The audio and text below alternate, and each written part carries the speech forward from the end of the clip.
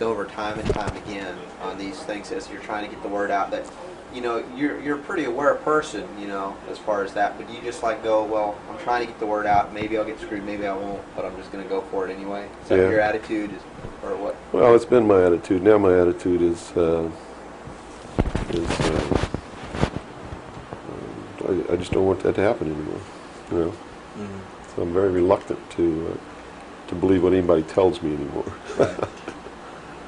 But have you developed an intuitive sense, perhaps, now? I mean, because you know how that can do. It can start shutting you down from certain experiences or certain places where you might need to be. That's true, and to a certain extent, I have an intuitive sense of where somebody's coming from, but it doesn't always work. You know, that's what makes a con man a good con man, is that you get the perception that they're telling you the truth. Okay. And so someone who's really good at it, right, can snow you. Or me, anyway. I don't know about you. Hold on 1 second. Let me grab my...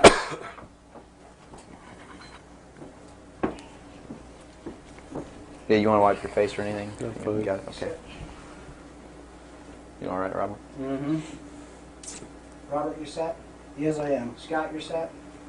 Yes. Bill, you ready? Yep.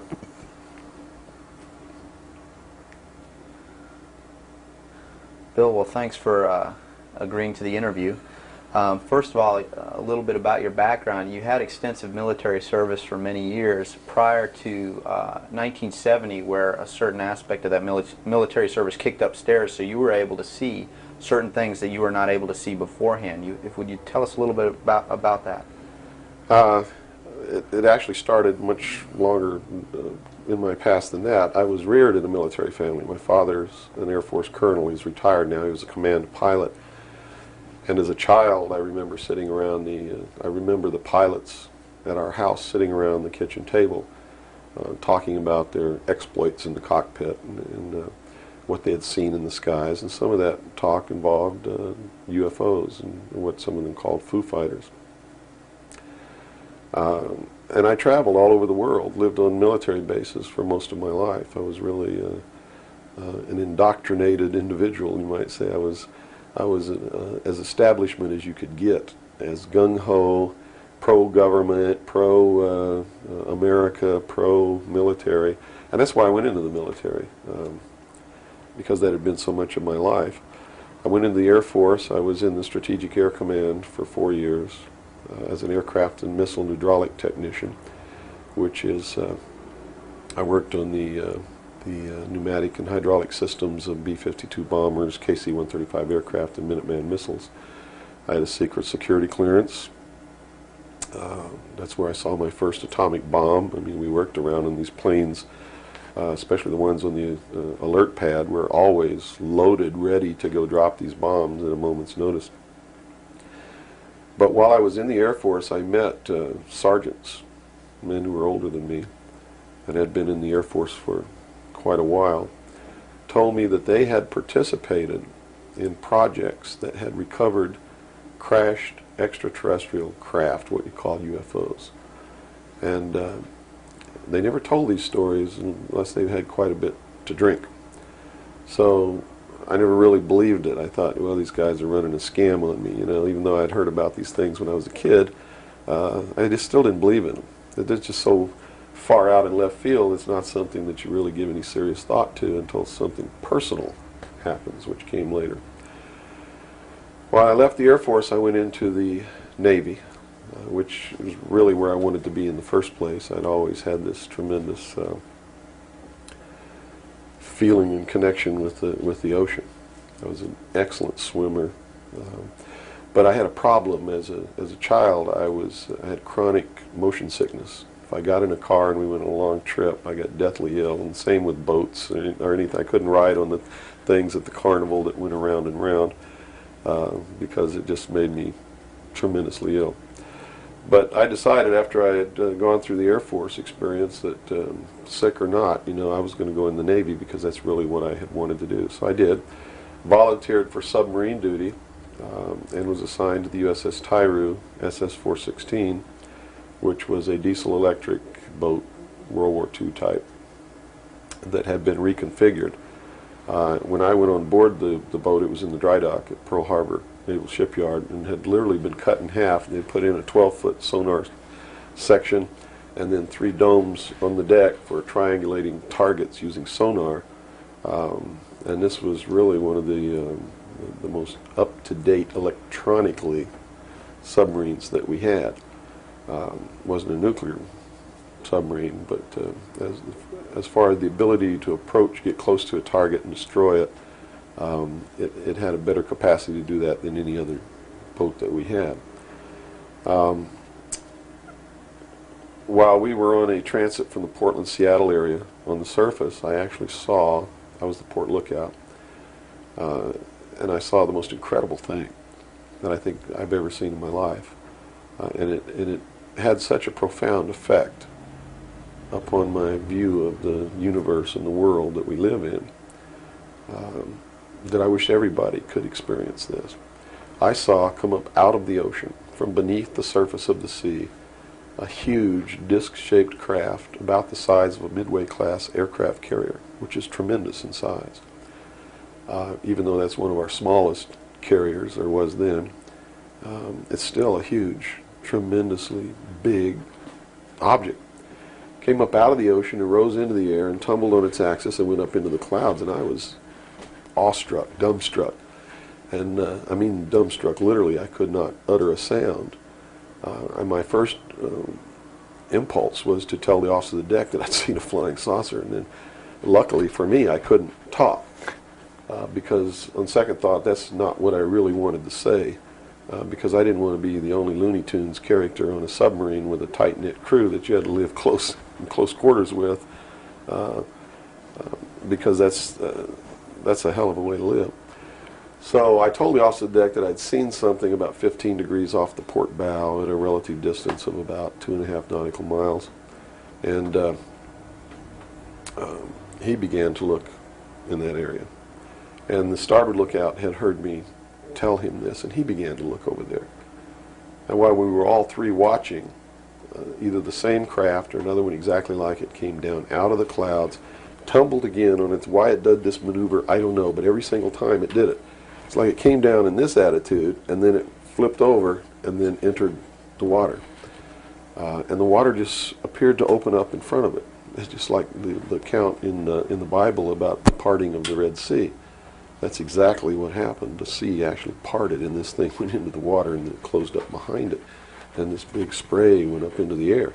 But it wasn't a spray from the craft hitting the water. It was a spray from the water coming back in to fill up this hole that had been created. And again, I'm thinking, this is incredible. What are we looking at here? And it was metal. It was a machine, and it wasn't glowing or anything like that. It didn't have any lights on it that we could see. But it was obviously metal, and it was obviously a machine. And although I can't tell you that there was anyone inside of it, I believe that there was. And it did something that, as far as I knew, was absolutely impossible. I'd been in the Air Force. I'd worked on the state-of-the-art of our aviation capabilities, and here I was on the deck of a submarine in the conning tower, and I knew what we had to be able to have to go underwater, and I knew that the two were incompatible. Here's something that came from under the water and flew in the air and performed maneuvers, and then came back down and interfaced with the water at tremendous speed and remained intact, which realistically it never touched the water. The water sort of magically opened up in front of it, but something had to interface with that water. Anything that we had that interfaced with the water in that manner would have been disintegrated. It's like hitting a brick wall. So I was looking at a technology that, as far as our laws of physics and what we knew at that time, didn't exist. This was in 1966. Ensign Ball was as shocked as I was. He called the captain to the bridge, who came up with the chief quartermaster, who brought a camera. And we all stood there and watched this occur over and over again for about 10 minutes. And I still to this day don't know if it was the same craft or a whole bunch of different craft going in and out of the water. But it seemed like that there was a hell of a lot of traffic on that freeway right there. And we were watching it as we went by. We never changed course. We never lowered or increased our speed. We made no attempt to communicate or signal. We made no attempt to get closer. And eventually, it just stopped. We were told not to discuss it with anyone, not even amongst ourselves, which was incredible. I never had been told anything like that in my life. You know, you can't talk about something. And to be told that we couldn't even talk about it amongst ourselves was even more extraordinary, I thought. But we didn't. We didn't talk about it. When we got to Pearl Harbor, all the time the chief quartermaster was taking pictures of this. So I know photographs were made. What happened to those photographs, I have no idea. But when we reached Pearl Harbor, we were not allowed to go ashore to go on liberty, even though we didn't have the duty. And about 2 hours after we berthed at the submarine base, a commander from the Office of Naval Intelligence came on board and debriefed each one of us individually in the captain's stateroom. And the ultimate outcome of the debriefing was that we didn't see anything, we didn't hear anything, and we had to read rules and regulations that told us that if we ever talked about what it was that we didn't see, that we could be imprisoned, we could be fined $10,000, we could lose all pay and allowances due or ever to become due. And I learned at that moment that the United States Navy didn't want anybody to know about what we saw, and that severe consequences could come down around the neck of anybody who did. And that was when I understood fully that, yeah, there's a real cover-up. These things do exist, number one, and at least the United States Navy doesn't want anybody to know about it. And there's stiff penalties for anybody who bucks that. Mm-hmm. Moving forward a few years from, what, 1966, I believe, you gained a special security clearance that revealed to you certain documents, or were revealed to you, or that you saw, yes, relating to this very cover-up. To this and many other things. I was eventually trained by Naval Security and Intelligence, and I was given a secondary NEC, which is Naval Enlisted Code, which was 9545, which is Internal Security Specialist. And an internal security specialist is someone who protects classified information and protects areas, so to speak. And I had a specialty, which I was trained in, which was Pacific Area Intelligence Briefings. And I was eventually assigned to the Commander-in-Chief of the United States Pacific Fleet, who was Admiral Bernard Clary at that time, and served as a member of his intelligence briefing team. And basically all that means, we really had a wonderful job. You come in about 4 o'clock in the morning and you go through all the message traffic and everything. And what you do is what we did was we prepared an updated briefing on everything that was happening in his half of the world, which he commanded the naval forces and marine forces, as a matter of fact. And put all this together in a briefing where we would update him on ongoing operations, brief him about operations that were scheduled to begin, political situations, deployment of Soviet forces, naval forces, everything. And after the briefing was finished, between 8 and 10 o'clock in the morning, then we were done. You know, we were finished. It was what you call fat cat duty or geedunk duty in the Navy. It's got all different kinds of names. It's just really a wonderful job. Now, to be able to function in this job, I had to have a security clearance, which gave me access to the information that I had to need to know to help prepare these briefings. And when I first was assigned to the command, I was attached to the OPSTAT office under Lieutenant Commander Mercado, which was operational status reporting, and while I waited for my security clearance. And it took 6 months to get it. What I eventually ended up with was a top secret Q clearance with an SCI attachment, which means sensitive compartmentalized information, and there were no blocks. In other words, there was nothing confining me to only certain compartmentalized information. I had access to whatever the Admiral and his staff had access to, because we had to prepare briefings and brief these people on all of these things. And I'm sure that at first I was tested and wasn't shown a whole lot, but eventually when they began to have confidence in me, I began to see things coming across my desk that were just absolutely incredible. And a lot of it is really hard to talk about because it's so far outside the normal concept of reality for the average American that that they're going to find a hard time believing any of it. Mm-hmm. But I saw documents that were labeled under the classification top secret, and the compartmentalized, the compartment that was put into was called MAJIC, M-A-J-I-C, which told me that that UFOs are real, which I already knew. I'd seen one. Right.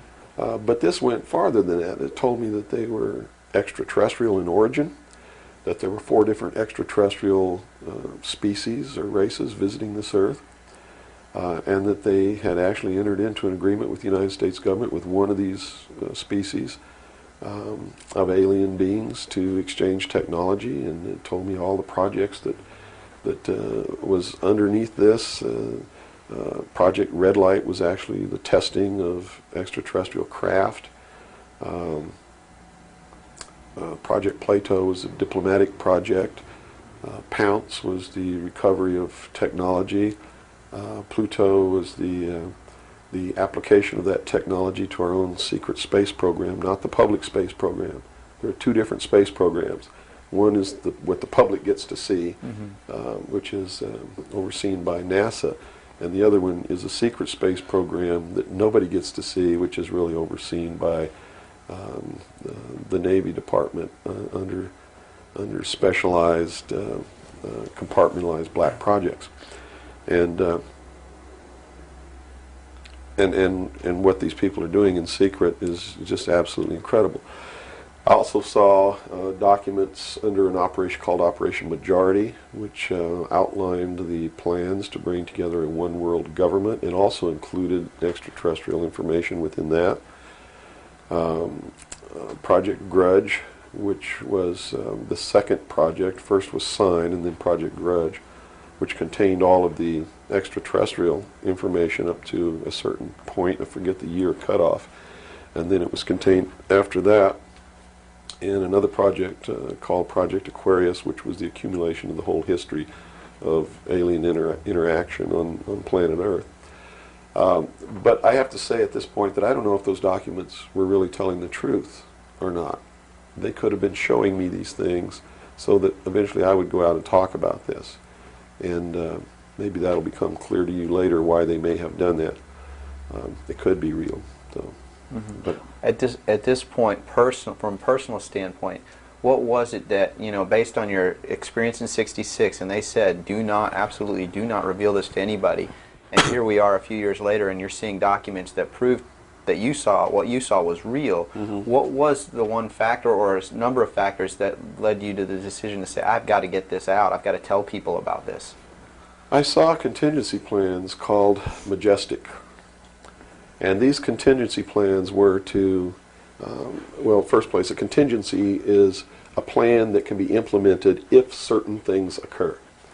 And the certain things that would have tripped this contingency plan are, number one, the public sector is getting too close to the truth, so they have to implement this to get them steered off the track.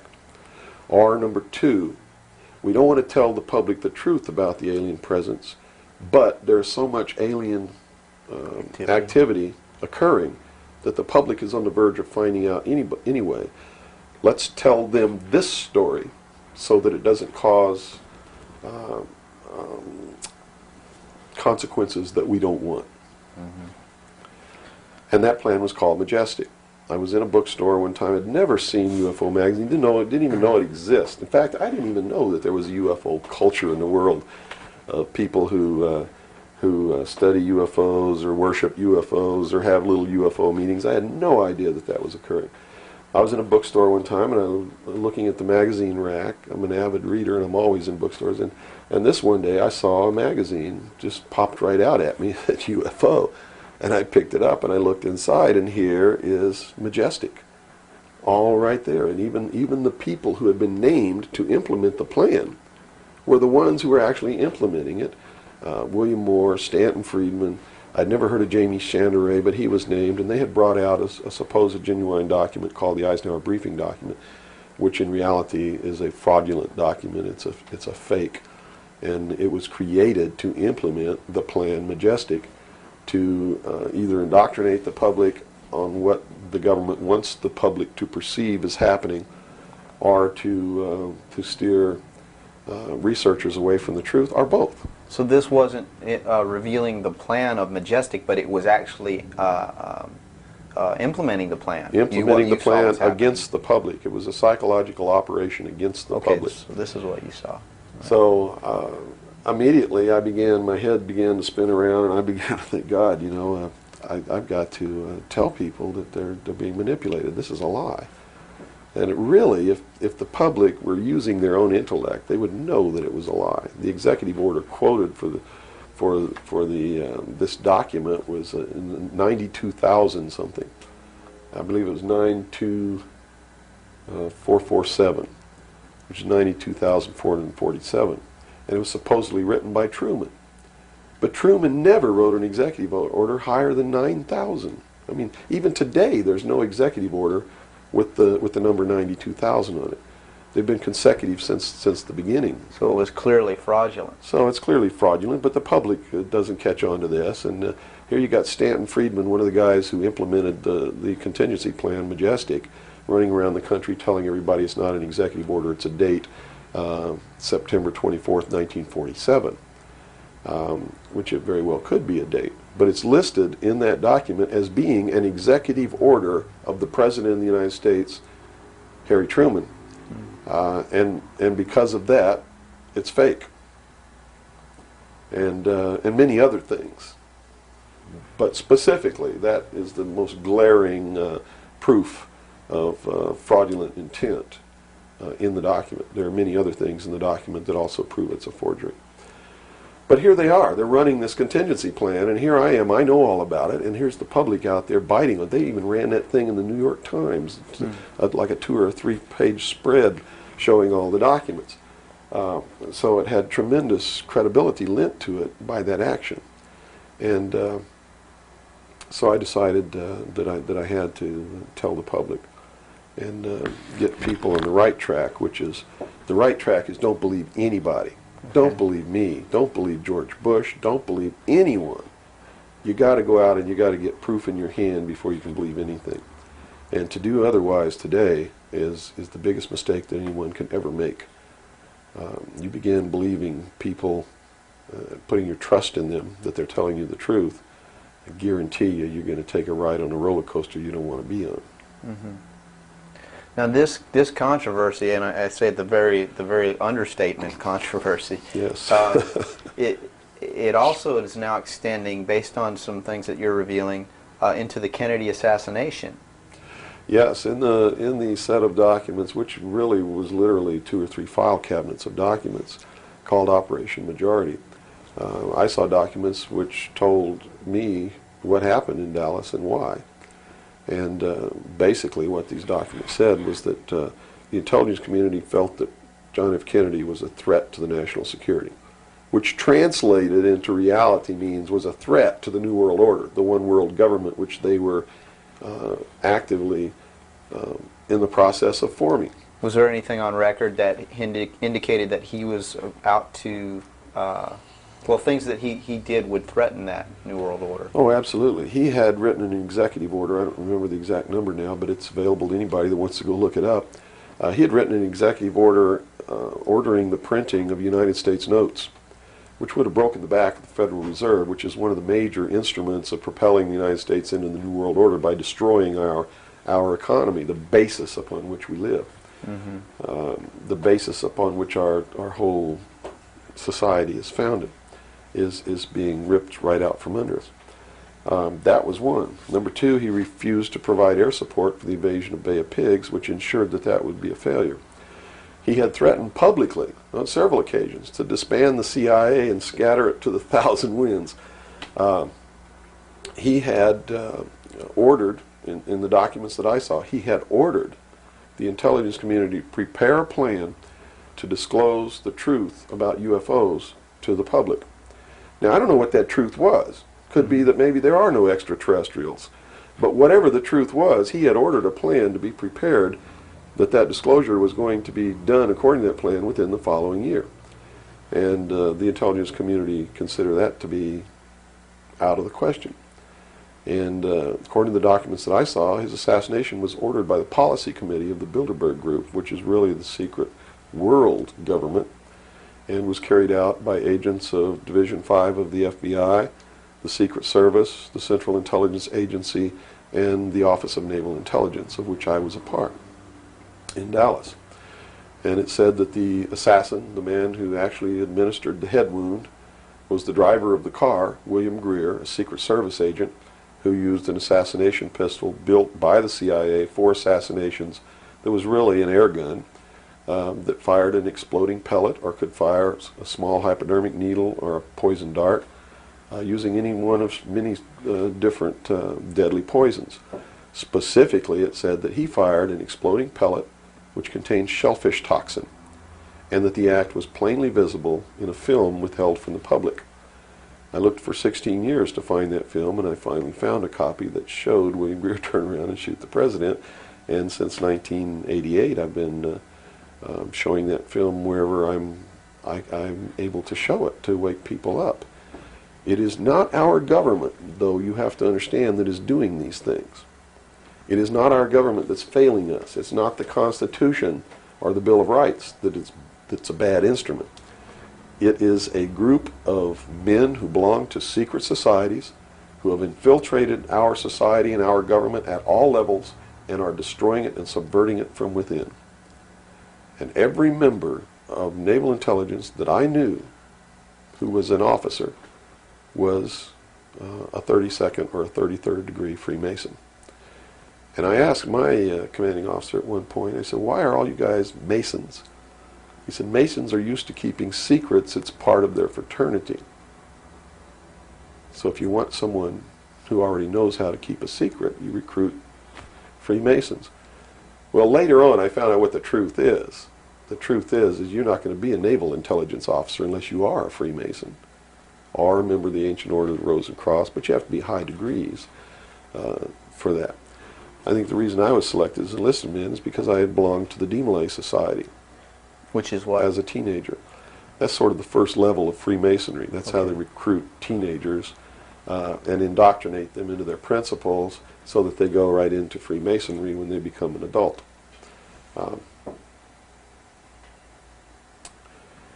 So basically that's the story. Yeah. Okay. Well, based on the information that you're revealing, which would seem to be equally or if not more of a threat than what Kennedy was originally planning on doing, is actually revealing the underlying cause of all of this. Why is it that you are here today, or how is it that you are here today and you're not, conveniently taken away and put in a padded cell somewhere so that you can't speak of these things?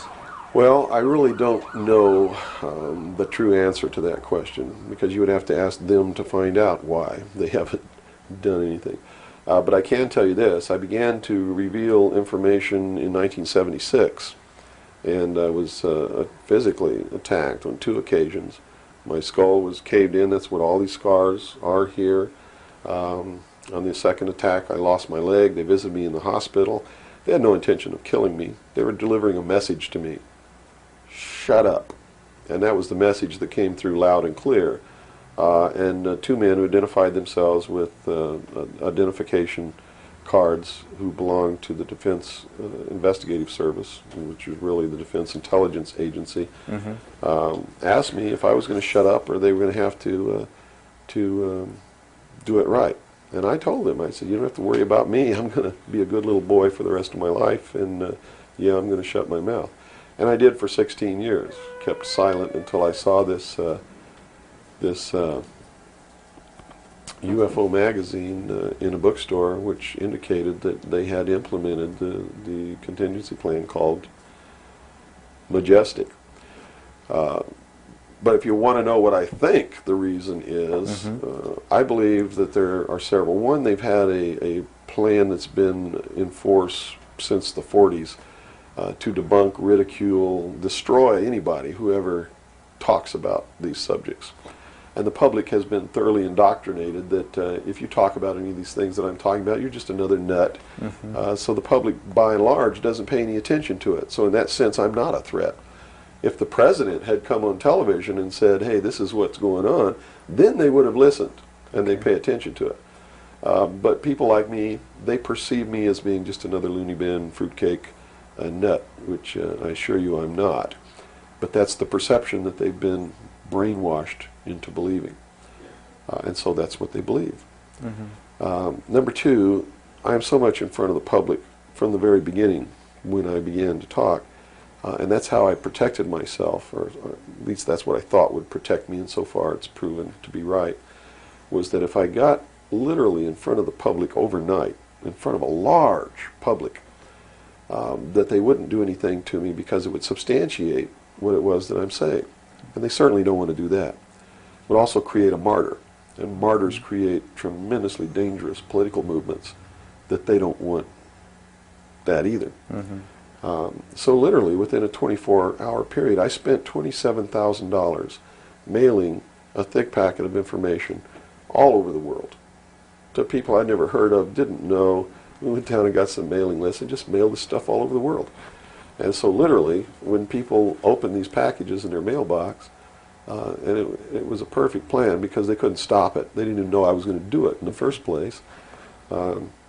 And since we sent it all over the world, once it was out, there's no way they could retrieve it. At least no way that I can conceive of. So literally within 24 hours, I was a public presence. And people were asking all over the world, who's Bill Cooper? Is this true? Look what I got in the mail. And just literally flipped the world over on its ear. And I've been in front of the public ever since. So I think basically those are the reasons. They don't believe that the public's really going to listen to me, and so far that's been true. There is a small group of people all over the world who are awakening, who are beginning to understand that they've been living their life in fantasy land, and who are actively seeking the truth. But by and large, when the secret power structure says, as I've put in the first chapter of my book, right out of one of their own technical manuals, that a nation or world of people who do not use their intelligence are no better than animals who do not have intelligence, and thus are stakes on the table by choice and consent, they're absolutely right about the majority of people. It's one of the things that has been an illumination to me, is that they're not always wrong. And many of their goals are the right goals, but the method that they're using to reach that goal is the wrong method. In other words, if you set out to create a perfect world where there will never be any more killing, but to reach that point, you kill 2 billion people, you have become what you're trying to avoid. Right. And it can't happen that way. If you want to create a world of peace, it has to be done by peaceful methods. Means. Yeah, if you murder someone to destroy a murderer, you have become what it was you set out to destroy, and thus it wasn't destroyed at all. It was perpetuated by that very action. And that's what these men are doing. They rationalize everything they do so that they feel better about it. But what they are doing is becoming what it is that they want to get rid of, and the world will never be a safe place for anyone as long as there are men who do these things. Very eloquently said. Thank you. Now, you. your message to people, once again, is don't believe anything. How right. is it that the public can find this and search for this truth on their own if they can't believe anything or anyone? What can you do? It's all in the public sector. It's all available to anyone who actively and diligently seeks it out. Everything that's in my book, Behold a Pale Horse, is all Everything in here, all the documents that are in here, everything that's in this book is in the public domain. Can be substantiated? Yes, and I intentionally wrote this book not using anything that wasn't available to the public to show people that, yes, if I can find this information, so can you. I have tons of stuff that's not available to the public. But as you can see by reading this book, you don't need that stuff because it's what you need is available to you. Public libraries are overflowing with the proof of what's really going on in the world, but nobody really utilizes it to the extent that they're able to pick this out and put it together. Another thing I've done for people is I've put it together for them so that they can see the overall picture rather than looking at small things and thinking that it's isolated. Nothing is isolated. It's all part of a big puzzle. And the puzzle is coming together, and when the puzzle is assembled, it's going to be a one-world totalitarian socialist government that nobody's going to like except the people that are running it. It's Hitler all over again. And the rationalization is we're going to create the world without war. The utopia. The utopia. But they will never create that utopia because they're not dealing with the problem that makes them want to create it, and that is the inherent flaw in each individual human being that makes us do the things that we do. Until that's overcome, there's never going to be a world without war or without rape or without killing or without robbery, and anybody that thinks that there is has already gone off the deep end. So the method is, here, I'm going to hold a gun to your head so you won't rape, you won't kill. That's right. Yes, okay, I understand. The title of your book, Behold a Pale Horse, what significance does that have? What are you saying with this title? This title is from the book of Revelations, because I have to tell you this, and you may think I'm nuts if you want to, but this is the truth. Either these men are following the book of Revelation. The book of Revelation is in the Bible. They're either following it, just like a plan, and bringing the prophecies in there to pass to manipulate and control those who believe in those prophecies and neutralize them, so to speak. In other words, if this is written in the Bible and God has ordained it, who am I to resist? It must come to pass, so I'm not going to try to stop it. Okay. What a perfect way to neutralize the opposition right off the bat. Or there really is a God, and what he said was going to come to pass is coming to pass. And I named this, Behold a Pale Horse, from chapter 13 of the book of Revelations. The fourth horse, the fourth horseman of the apocalypse is the pale horse. And I looked, and behold a pale horse, and his name that sat upon him was Death. And hell followed with him, and power was given unto them over the fourth part of the earth, to kill with sword, and with hunger, and with the beasts of the earth. And that is taking place now today. The fourth horseman is riding across the world now. That's what AIDS is all about. That's what all these little brush fire wars all over the world are all about. That's what's happening. That's why cancer cures are suppressed. Is because they fully intend to kill a minimum of 2 billion people by the year 2000. AIDS is an invention of man. It is not a natural disease, and it has been implemented and placed into the population as a population control. And when they did it, they had the cure before they did it. And when they deem that enough people have died or been killed, they will say, we have a cure for AIDS. And everybody will be called to report to some place to get an inoculation, which is going to do two things. One, it's going to stop AIDS in its tracks, and number two, it's going to implant a device which will be able to be used to track each individual person and maybe even to control those people. And that's what the pet implant program is all about. It's not about finding lost pets. They don't give a damn about pets, and they would never put a satellite in orbit to find a lost pet, but yet there's a satellite up there that they're using to find pets that have been implanted with these devices. They're testing this program on pets that's going to be used in human beings. And in the Los Angeles Times in 1989, they ran an article. It was 10 forecasts for the coming decade was the title of the article. I have a copy of it in my research center. And number 5, I believe it was number 5, in those 10 forecasts for the coming decade was chemical or electronic implants to control individual behavior on a 24-hour basis, unquote.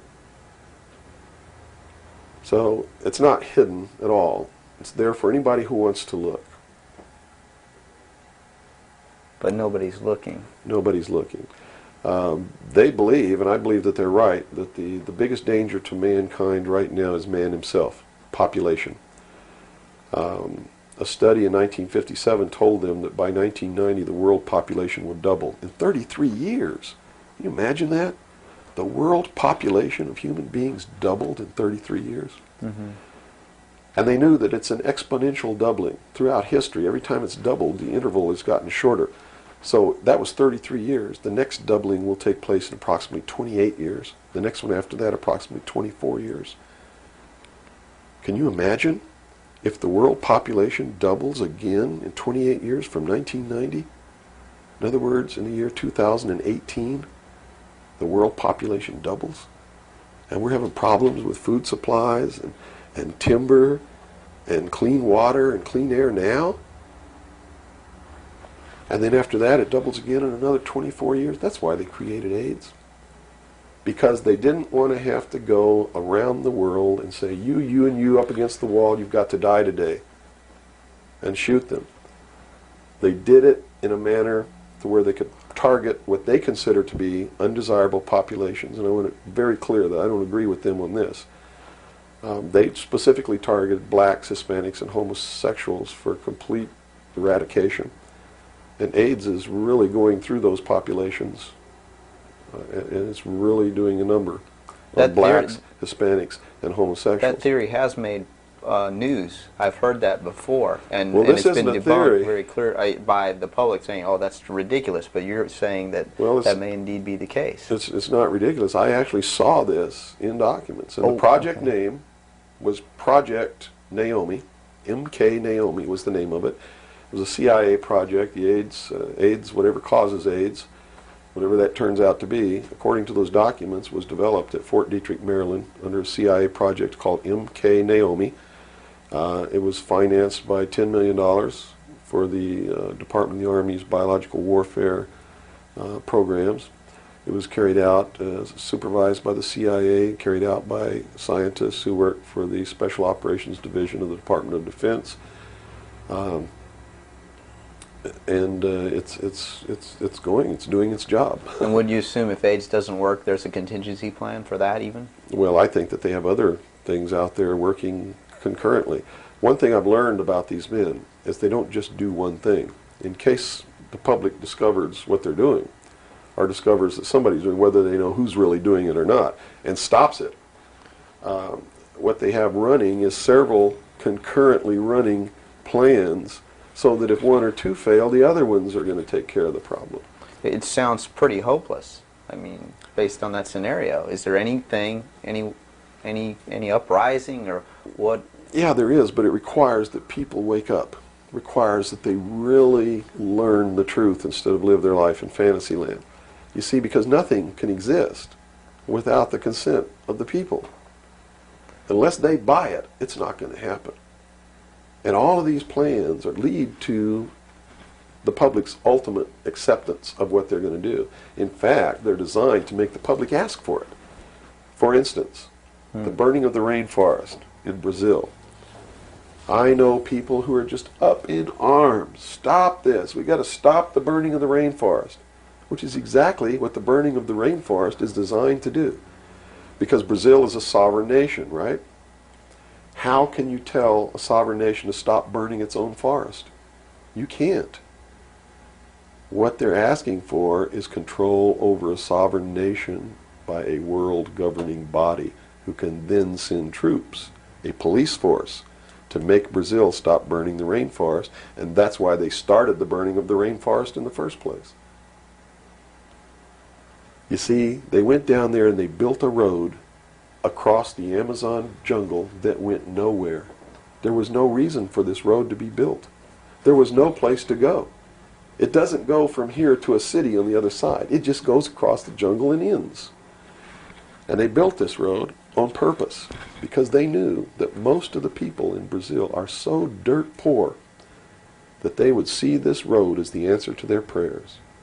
Free land, free timber, a way to support their family, a way to become wealthy, or at least more wealthy than they were, which was no wealthy. Mm-hmm. And that's exactly what happened.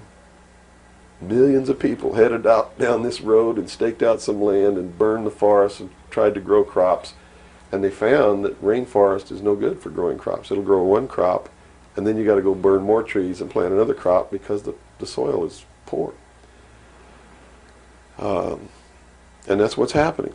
Mm-hmm. And that's why the forest is being burned. And it was done intentionally to create the scream of stop burning the rainforest, so that then they could offer the solution. The solution is a world governing body that can then order and enforce that order of Brazil to stop burning So the rainforest. the green movement worldwide is Is a now just a manipulation. manipulation Yes. of. Now it's been proposed time and again too that big business is behind things like this, and that would represent a capitalist approach. But what you're saying is we're heading toward a socialist approach based on this scenario. You have to understand the difference between capitalism, socialism, communism, what all of these things really mean. You have to understand what the difference is between right wing and left wing. People, they use these phrases all the time, and they don't even know what these things mean. And it's just incredible to me to hear a socialist calling someone else a Nazi. Because Nazi means National Socialism. So here's a socialist calling a right-wing guy a Nazi, when what he should be calling the right-wing guy is anarchist. People on the right want no control. Mm-hmm. They're really anarchists. So Okay? they would, in theory then, or in fact, be in opposition to this ultimate movement. Yes. Whereas in appearance, they would be the ones behind it. Well, when you have a misunderstanding of what the terms mean, yes. Okay. Right-wing on the far right is total anarchy. They don't want anybody controlling anything that they do, and they believe that people are responsible enough that the world can exist without government, Okay. or the very minimal government that it would take to. On the far left, on the other hand, they believe that the government should be in total control and should be supply man with all of his needs. Well, creating a whole society that's dependent. Right. A republic is somewhere in the middle. It's governance by laws. Laws are decided by representatives who are elected by the people. And according to the theory, the representatives will do what is right, whether they get elected or not, because it's not really a democracy. A democracy is far left.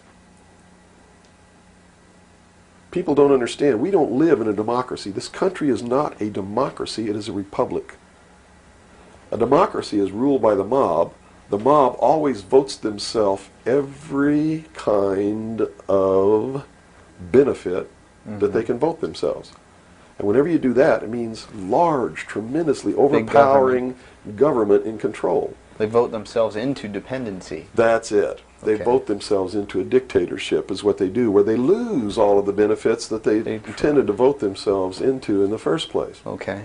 And democracies are extremely dangerous to minorities, because if the majority of people don't like you, Right. they're going to vote that they kill you, and they can, that's it. Democracies are dangerous. Democracies are socialists. Democracies are communism. That's what communism is. The definition of communism is everybody doing according to their talents and receiving according to their need. And it doesn't work. We already know it doesn't work. Man, by his inherent nature, is greedy. So those at the top always end up having everything, and those at the bottom end up having nothing in communism.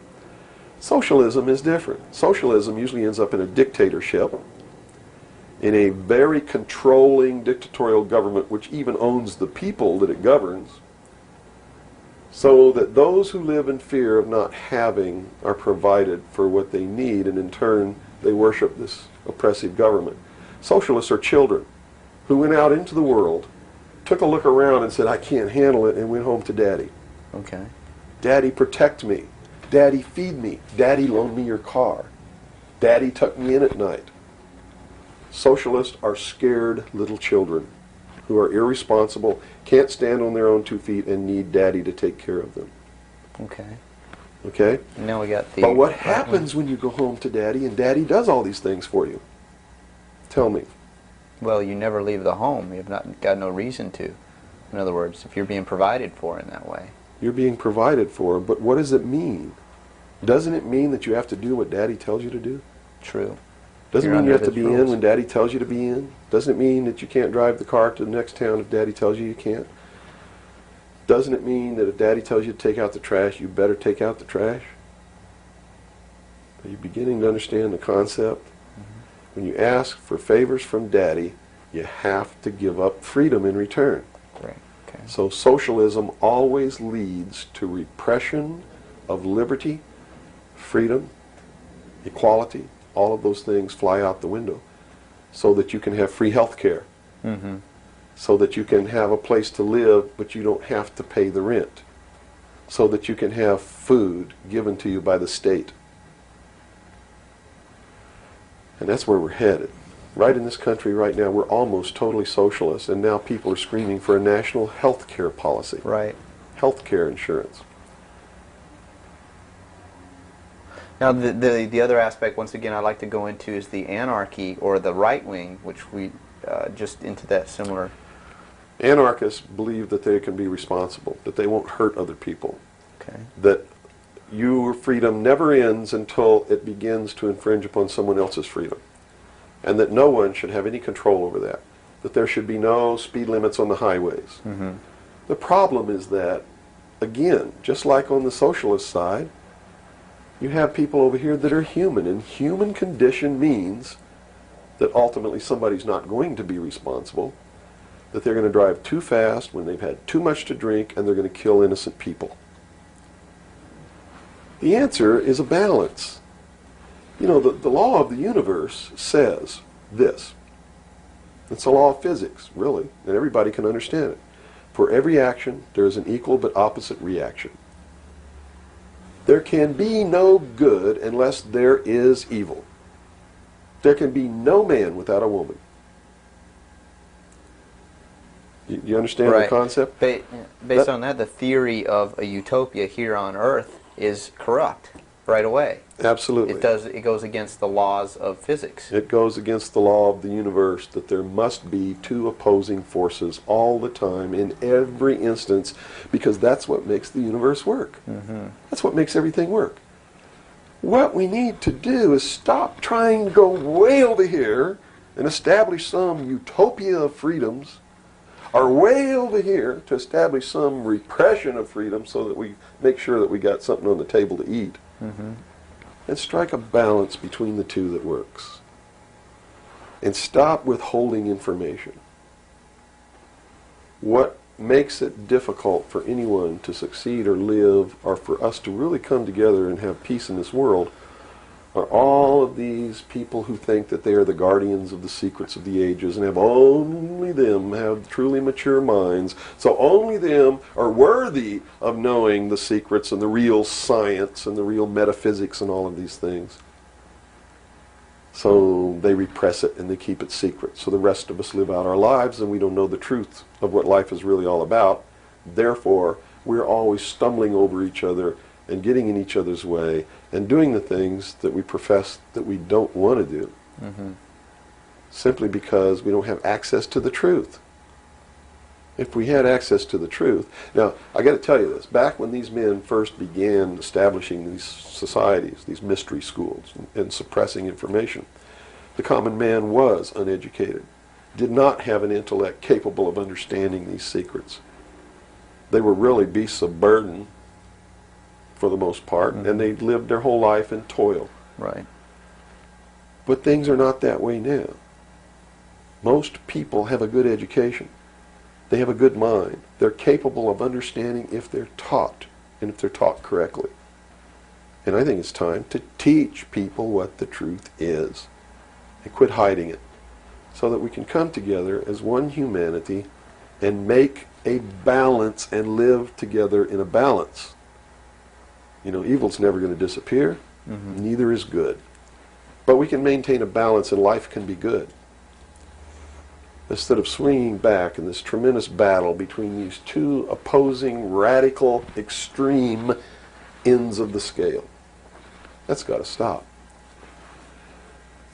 I've never understood why somebody would join together in this band of people and call himself a Democrat and not vote for anybody else if they're not a Democrat. That concept is beyond my understanding. And Republicans and Libertarians and Populists and Communists and Socialists and this and that, and blacks and whites and Indians, and there are so many sects and groups and segments, and we're so fragmented that getting together is going to really be difficult. But we've got to do it. Because if we don't wake up and do it ourselves, these men who meet in secret and plot the manipulations are going to do it whether we want it or not, and they're going to do it at the point of a gun. And they're going to take away everybody's freedom because they don't consider us responsible, Capable of having that freedom. are capable, or even of using our intellect. So they'll put us in shackles and control us and force us to be peaceful.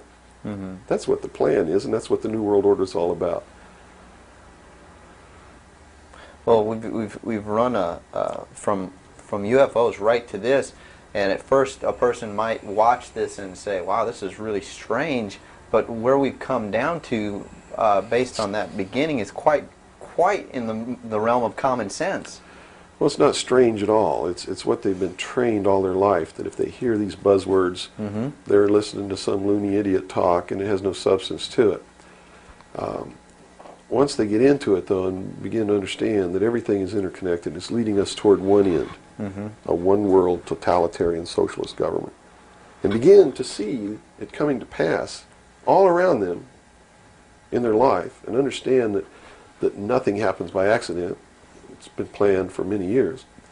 Then they begin to understand that UFOs play a big role in this. Because if they're real, it's the most significant thing that's ever happened in the history of man, and may be the driving force behind locking up the human race. Because how could a UFO land in a place like Macon, Georgia, and somebody who doesn't look like us get out, walk down the street? And I'm not trying to insult the citizens of the state of Georgia. What if they landed in Newark, New Jersey, and got out and walked down the street in a society that kills people because they sit in the wrong seat on a bus? I'd assume now that they'll know about us. Of course they will. They probably already know about you if you've been exposing the truth on your show. Would you assume that our phone lines would be bugged at this point? I don't know. I doubt it. They don't really consider you to be a threat unless you develop a large political following. Oh, okay. So, unless you have a large political following, you're not considered to be a threat to them. Not yet. Because they figure that the people are too stupid to listen to you anyway. And generally, they're right. So we're in the process of educating people then. Yeah. Is the best thing. Education is 60 or 70% of the battle. Yeah. Because people automatically begin to do the right things once they learn what the truth is. They're educated to it.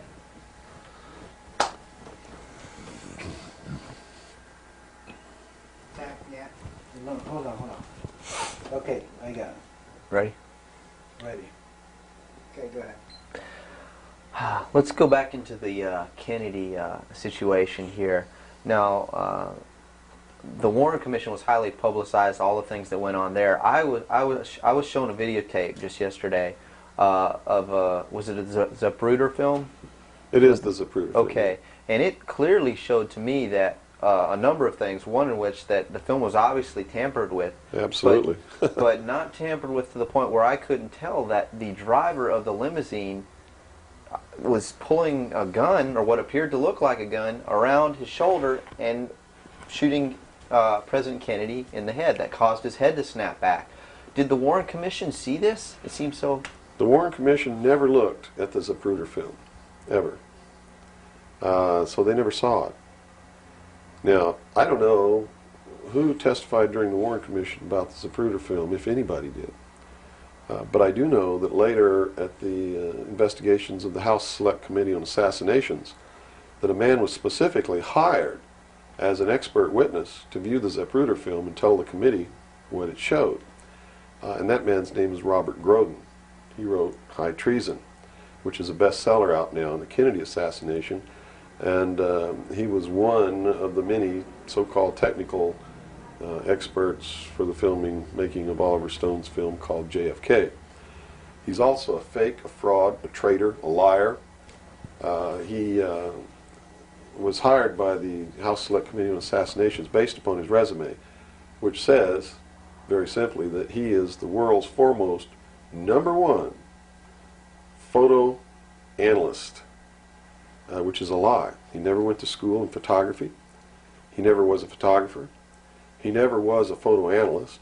And I got to tell you right now that the world's #1 foremost photo analysts are all come out of the military intelligence community, who are trained to interpret high altitude photography and learn what really is there. He never served in that capacity either. He looked at the Zapruder film and he told Congress, he told the committee in testimony, he testified, both in written and in verbal form, that William Greer never took his hands off the steering wheel. And that's a blatant lie. I mean, anybody can look at the Zapruder film and see that William Greer takes his hands off the steering wheel. And even if you couldn't see it, if they cut out the frames, you can still see that William Greer, if this were the seat of the car, is turned all the way around with his right side against the rear cushion of the front seat, looking directly at President Kennedy in this attitude, and it is a physical impossibility to have both hands on the wheel in that attitude.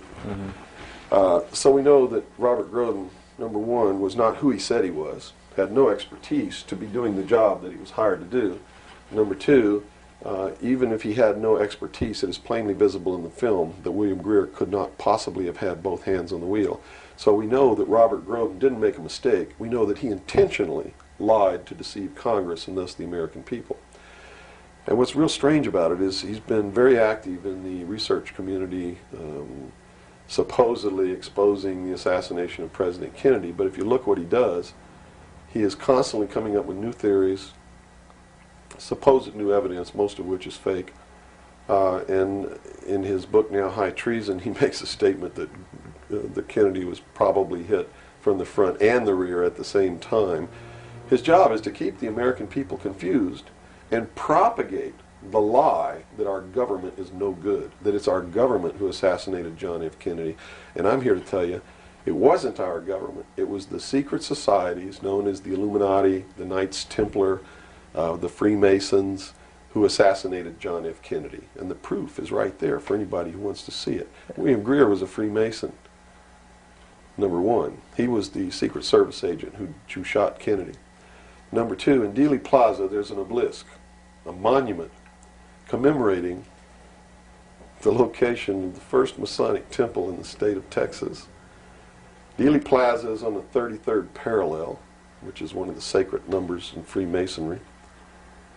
He was assassinated in a manner that assured the greatest flow of blood, which is called blood atonement, which was practiced by Freemasonry in the early days and supposedly is not practiced now. But in reality is the method of choice of execution, trial and execution by Freemasons. The Bilderberg group that orders his execution is the Supreme World Council of Freemasonry and consists of 39 permanent members, which is 3 times 13, which is also the exact number of men who signed the Constitution, 39. You see, our forefathers were also members of this secret group, and this country was founded to bring about the New World Order. And it's all in the Great Seal of the United States, which was, and that the design of the Great Seal was made law in 1782. It's just absolutely incredible that the American people don't understand that groups of men don't get together and meet in secret and take blood oaths which say that they can be cut open and their heart ripped out of their body and their intestines scattered over the floor if they talk about the secrets. That's not a benevolent fraternity. That's a dangerous group of men. Grown men don't play games like that. They're serious. It's the secret societies who are bringing about the New World Order. They're the ones who killed John F. Kennedy. There's nothing wrong with our Constitution or our Bill of Rights. But Americans are going to be convinced that our government sucks. And that's what all this stuff is all about. So at the beginning, the founders of this country actually did create what was I guess you could say, an above board, good government basis for a good government. Yes, they gave us every tool to ensure the success. But it was an experiment, you see, because man had always claimed that he could rule himself, but had never been allowed to do that. Even in ancient Rome, they call it a democracy. The man didn't rule himself. He was ruled by other people who made man think he was ruling himself. But the truth was, a Roman centurion could march down the street and grab anybody they wanted to and make you do whatever they wanted to, or just execute you on the spot. And that was the truth of the matter. Those weren't free people. In the history of the world, there had never been a people who were truly free or who truly ruled themselves until the United States of America was created as a republic by which we ruled ourselves through elected representatives whom we sent to the State House, either in the states or to Congress, to do it. They also gave us every tool by which we would destroy ourselves if we weren't capable of doing it. The United States and France, the revolution in this country and the revolution in France, were created to bring about governments which would function as the antithesis to the kings and queens of the world and cause them to topple off their thrones. It also gave man a chance to prove once and for all whether he could rule himself or not. And if he could, fine. That would be the New World Order. If he couldn't, they built the tools into the Constitution to allow them to take it away from us. And those tools are the creation of the federal democracy within the boundaries of Washington, D.C., and the right to contract, through which, if we were irresponsible, we would contract to receive rights from that federal democracy and thus, in return, give up our freedom. And that's exactly what's happening. It's exactly what we've done. John F. Kennedy was short-circuiting the New World Order. He had ordered the printing of constitutional money, United States notes, which would have destroyed the Federal Reserve, which is not an agency of the United States government. It's a private corporation owned and operated by the world bankers, controlled by the Illuminati. And its purpose was to destroy the middle class in this country and thus our economy, and throw us at the mercy of the New World Order. And we see this unfolding now. You see it unfolding now. You are seeing, and I predicted this well in advance, you are seeing the destruction of the economy of the United States. And it will continue. It will not get better. It's downhill from here on out. Unless we nationalize the Federal Reserve, lock up the criminals who own it, cancel the debt, which will then bankrupt the Illuminati, which is exactly what we ought to do, print constitutional money, which cannot be usurped, which cannot lead to our destruction, and go back to what we're supposed to do, and quit contracting for benefits. We're escaping from the laws of nature, and there's a terrible consequence for that. Mm-hmm. Terrible consequence. We have to function within the laws of nature. You can't contract for somebody else to keep you alive. You have to be responsible within your life to keep yourself alive. Mm-hmm. And if you can't do it, then you have to die. That's the law of nature. You see. Kennedy also did a lot of other things. I mean, he was a believer in the Bible. These men who are bringing about the New World Order don't believe in the God of the Bible. They believe in the God of light, Lucifer, the angel of light, who was flung down to the earth and became the Lord of the world. That's their God. That's why everything they do goes against what people know to be the right thing to do.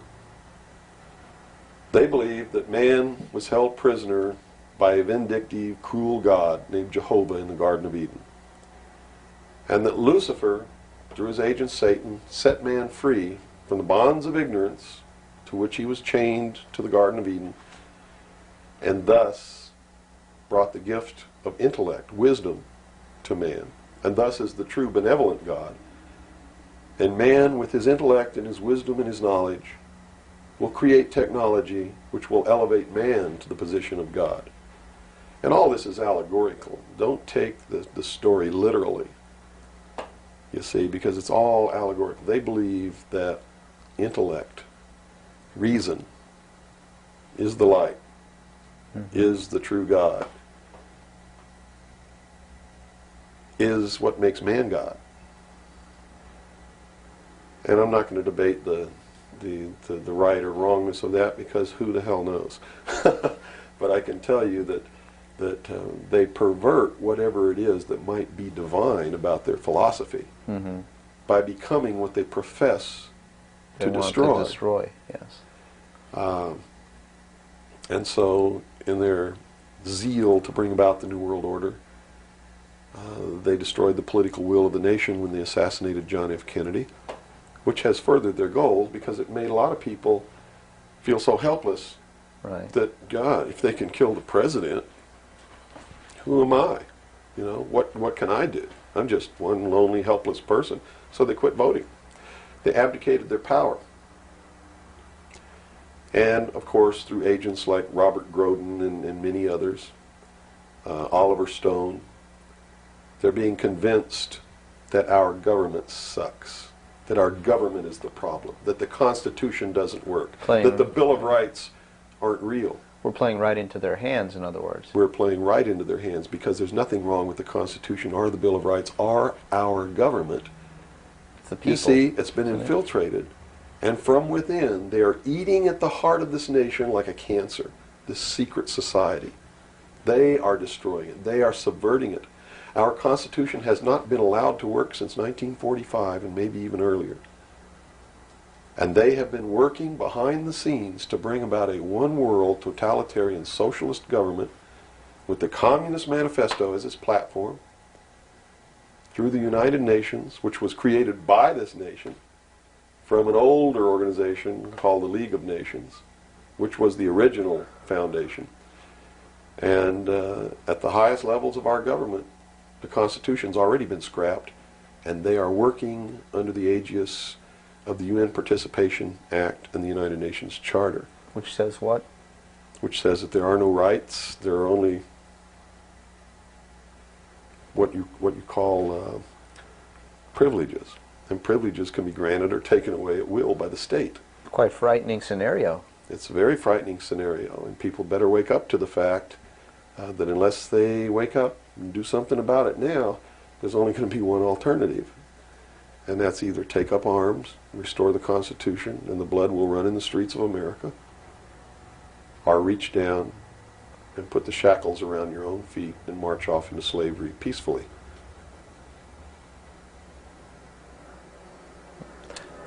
Not going to be easy the coming years. Wow. Now, historically, this may or may not relate, but at least modern world, contemporary world history does not include the stories of Atlantis and Lemuria that go predate. How does that history, and why was that suppressed, or why is it still being suppressed? How might that affect what we are understanding is going on today, or is it related? Well, I'm not sure if a place called Atlantis or Lemuria ever existed or didn't exist. I don't really know. But I do know that the story that is told about the civilizations that lived there are something that we should listen to, because this whole scene may have played itself out before on this earth. And if you understand the theory, which I believe has been accepted as fact now, of continental drift, there may have been an Atlantis and a Lemuria, which had tremendously developed technologies and societies. And the same scenario that we're playing out now in this great stage called the world may have played itself out over and over again in the past for millennium. In my investigation of the mystery schools, the secret societies that are bringing all this about, that really control everything behind the scenes, I found that this is all about religion. And it's all about a recurring theme that is penetrated and is at the heart of every religion in the world. And that is a creator or a creatress who has a son that is sacrificed and then is resurrected and saves the world or saves humanity. It seems to be an archetype that is within us. And so that you don't go flipping out watching this tape. I'm a Christian. I believe in the teachings of Jesus Christ, even though it may turn out that he may have never lived. The scene, it doesn't matter. When you read his words, and you can go back through history and find these are the same words that were spoken by every Savior that there ever was, are the most beautiful, most profound, most affecting words that have ever been spoken on the face of this earth. And when I get down and almost get to a point of hopelessness, I just go read the Sermon on the Mount. And I come back up again. Because in the end, it's not going to matter whether Jesus ever lived or didn't live. The story is real. And it's within all of us. And it brings us to something within ourselves that is good. But these men don't look at that. They believe that the end justifies the means, that these stories are just stories, and that the real meaning behind it all is that man can transcend his animal state through the realization of intellect and the overcoming of all of his emotions and feelings and morals, guilt, all of these things. And I just can't go along with that because I believe it's our emotions that tell us when we're doing wrong. We feel it within ourselves. And a person without that capacity to feel when they're doing wrong becomes a sociopath, which is someone without a conscience who really believes that the end justifies the means and therefore has no pangs of conscience nor no reluctance to murder someone who gets in their way. Mm-hmm. And it's extremely dangerous. Now, do these people recognize the continuity of life? In other words, you have told me earlier that they're after physical immortality. They believe that through their technology, man will become God. With the power of reason, through technology, man will himself become God. They will engineer, just like Hitler wanted to do, the super race who will live forever. And the concept is the same, and the men behind it are the same as Hitler was. When they killed John F. Kennedy, it shows you what kind of men they are. Because they would not stop to kill anyone who gets in their way. And they've never stopped at it. Their goal, literally, to bring about the New World Order will be to kill approximately 2 billion people before the year 2000. AIDS is one method of doing this. There'll be many more. As they solidify their control, everyone will be given a choice. They'll be presented with a new world religion. They'll be told to renounce Christ, renounce Buddha, renounce Muhammad, join the New World Order, join the New World Religion.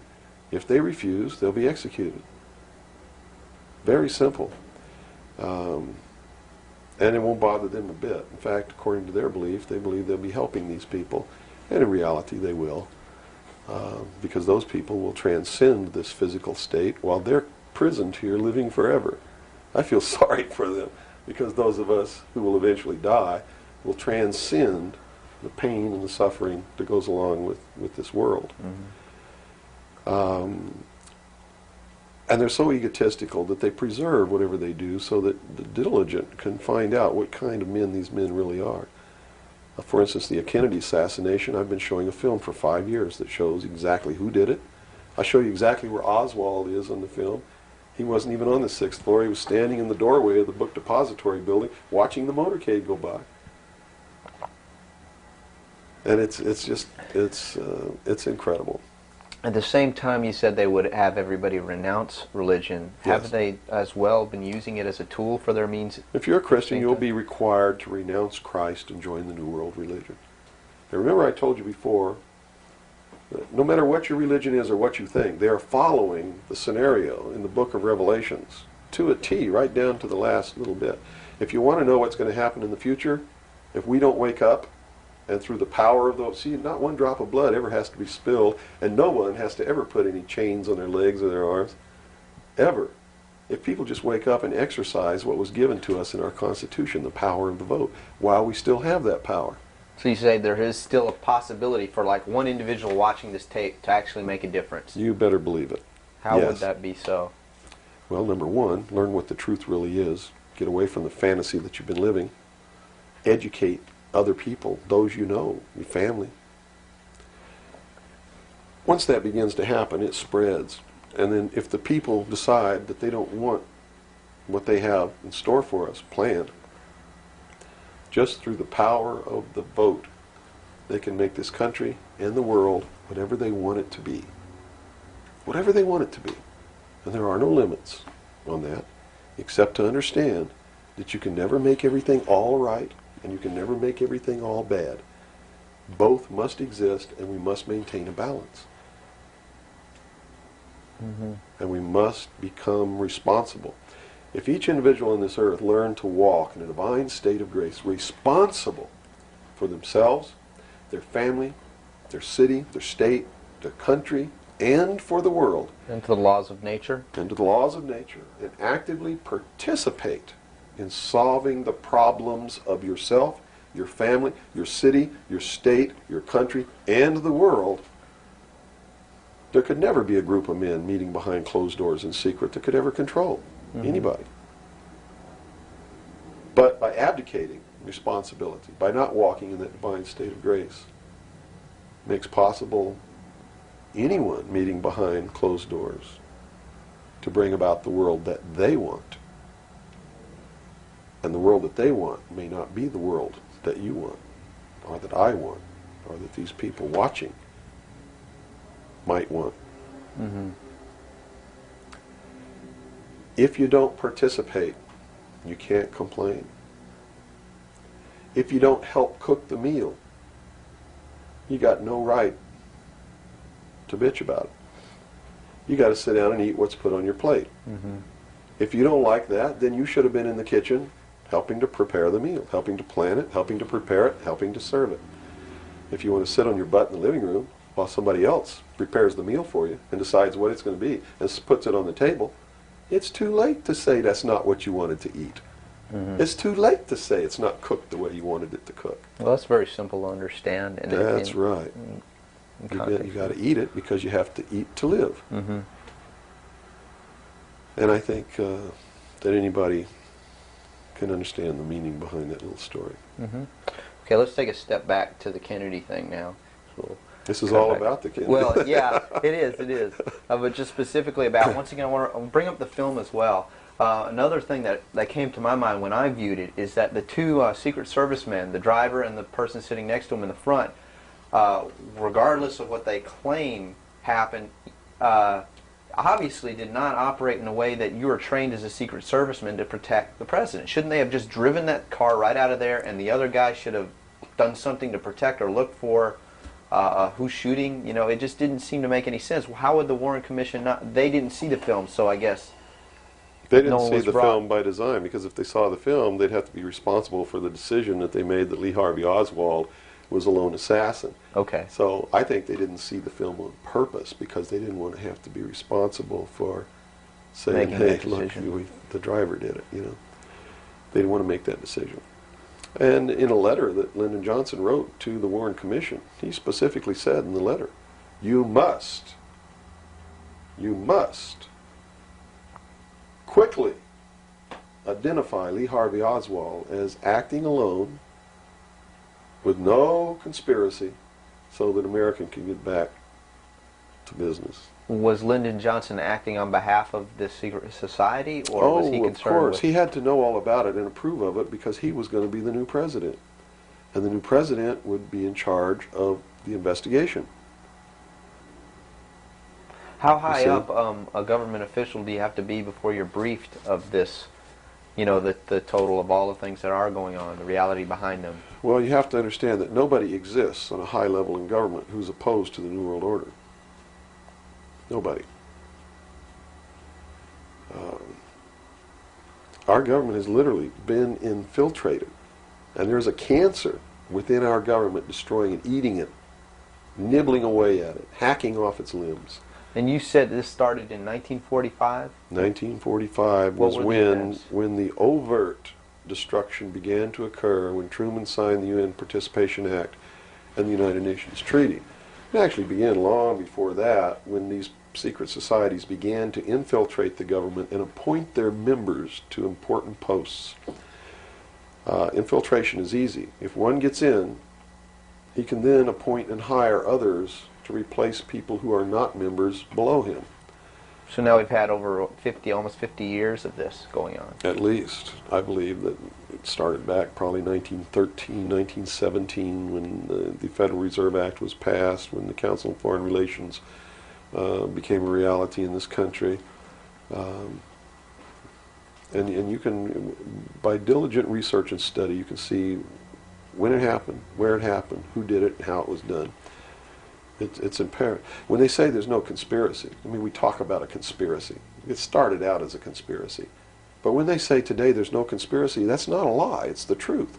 They're doing it right out in the open, right under our noses, and we're too stupid to know it, to see it. So it's not a conspiracy now today at all. It's right out in the open. They even published their plans. I mean, here Carter appointed Zbigniew Brzezinski as the National Security Advisor, who just wrote a book before he was appointed declaring himself a Marxist. I mean, you read that book, this man believes in Marxism. This man is a socialist. Not only a socialist, he's an international socialist. He's a globalist. His goal, stated in his book, is to destroy the sovereignty of nations and bring about a one-world Marxist government. Now, the Carter administration was one extreme, and then we came into the Reagan administration, yet nothing changed. Nothing changed. What you're saying is that no matter what the political leanings, they seem to be playing the same game. As long as you're playing their game, it doesn't matter who you vote for, who you put in office. They all belong to the other side. They're in the pockets of the Illuminati. When you quit electing professional politicians, when you quit electing the guy who looks nice on television because he speaks good and he looks like the guy you wanted to marry or something like that, you're playing right into their hands. You know, they made it so impossible for another Abraham Lincoln to get elected to the office of president that it's a wonder that we even have a chance at all. We need to send people to Congress and to government who are going to clean house. Kick all the members of secret societies out of the bureaucracy. Lock them up. Try them for treason. Because they are traitors. So one thing that may help is term limitations. We must have term limitations, and it must be only one term. And forget all this nonsense that anybody goes to Washington and don't know what's happening. They don't know what's happening simply because they haven't taken the time as citizens to understand how our government works before they ever go to Washington. You see, it should be a process that starts in infancy. It works its way up. And everybody should be taking part in the government. Now, if someone came in to office with this kind of knowledge and with this kind of intent to really push these people out, would they not be eliminated immediately? Not if they have the people behind them, because what the people would do in one fell swoop, in one election, would elect people who've never served in government before, kick the incumbents out, send citizens to Washington. And here's the way it has to be done. You know, right now, you don't even pay your congressman. You know who pays your congressman? The federal democracy of the District of Columbia. The federal government pays your congressman, who's supposed to be representing your state and you. The federal government is a foreign country to your state. Why should he represent you? Not only that, but he moves to Washington, D.C. He maintains a residence here, but he doesn't live here. And as long as you re-elect him, he continues to live in Washington, D.C. forever if you keep re-electing him. So they lose all touch with what's back here. They're paid by a foreign government, the federal government. They're not paid by the sovereign state of Georgia or by you. They have to be paid by you. And they have to live here. They can't move to Washington, D.C. They go to Washington, D.C. for one term. Okay? One term only. When that term's up, they have to come back. And you don't pay them exorbitant funds. You pay them just enough to live on comfortably while they're there. No fancy giant cocktail parties, none of this crap. And you take care of their family. See, they don't take their family either. That's the other clue. They leave their family here where they live. You, the people of Georgia, take care of their family and their business or their farm or whatever it is they have while they're gone. Now do you think they have a vested interest in representing you? They sure would under those conditions. But under the conditions they go under now, they have no interest whatsoever in taking care of you. Now let's look at the current. They're taking care of themselves. The current crop of presidential candidates. Is there anybody even running that represents something that we're talking about here? No, all of them are New World people. Songus, in his book, everything that he's written touts the New World Order. All of it, right for Songus's literature. You're going to see New World Order, New World Order, New World Order, New World Order. Clinton, the governor of Georgia, was selected in 1991 by the Bilderberg. Governor of Arkansas was selected in 1991 by the Bilderberg Group in Baden-Baden, Germany, to be the new president of the United States. Remember what happened to Gary Hart? What did he do? He went out on a boat with a woman who wasn't his wife, and he was destroyed. Look at Clinton. What's happened to him? Nothing. The press is on his side. They're helping the guy. You know why? Because he was chosen by the people who own the press to be the next president of the United States. Now, I don't know if he will be or not. It's up to the American people. Mm-hmm. But if they get their way, he will be. Bush is one of the most heinous criminals that's ever walked on the face of the earth. Bush is the man who's been a CIA agent since his college days. He's a member of the Skull and Bones, the Russell Trust. He was initiated in a casket with a ribbon tied around his genitalia, which symbolizes that he's a priest in the temple of Isis. A pagan, this guy. This man is a member of the mystery schools. Well, he has the outward appearance of a good Christian, church-going Christian, no? They do whatever they have to be approved by the people, but in secret, they're not at all. This is a man who practices pagan religious rituals, magic. Doesn't matter what you think of all these things. I'm just telling you, this is what he does in secret. Mm-hmm. He is the man who, when he was chief executive officer, when he was president of the offshore division of Zapata Oil, organized and began the first large-scale drug smuggling operations into this country. George Bush is the one responsible for the drugs on the streets. And the war against drugs is not a war against drugs, it's a war against the Bill of Rights. And we've already lost the Fourth Amendment in this war. That's true. And we're going to lose everything else. You watch on, it amazes me, people watch on Saturday night, cops, top cops, tough cops, 911. All of these stories that are glorifying the police state, and they're falling right into the manipulation as they watch police with no search warrant, with no court order, break down people's doors, tear out their walls, rip open their mattresses. All in the name of the war on drugs. Pretty sneaky. It's pretty sneaky, all right. You see them stop people on the streets, and the guy's got $400 in his pocket. They don't press any charges. They didn't even have any reasonable suspicion to stop the person and search him. And what do? They take their money, and they don't give it back. And America's watching this. And the stupid idiots, yes, you stupid idiots, you sit there and watch it, not realizing that when you take away that man's freedom, you've also taken away your own. You see, because they can do the same thing to you. Just because you talk a way that they don't like you talking, or because you wear red shoes and they don't like red shoes, they can do the same thing to you. And under the new law, without a court order, without a search warrant, they can break down your door, they can rip open your mattresses, your couches, your walls, they can trash your house. All in the name of the war on drugs. And let's say they don't like the color of your shoes. All they have to do is drop a little pouch of cocaine in your living room, behind your couch, and find it and say, aha, you're a drug dealer. What happens then?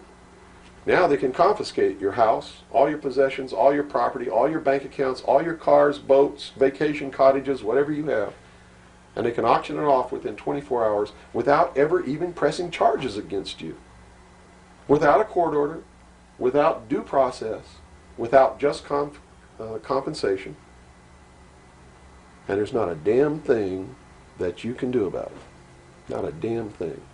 At least right now. At least right now.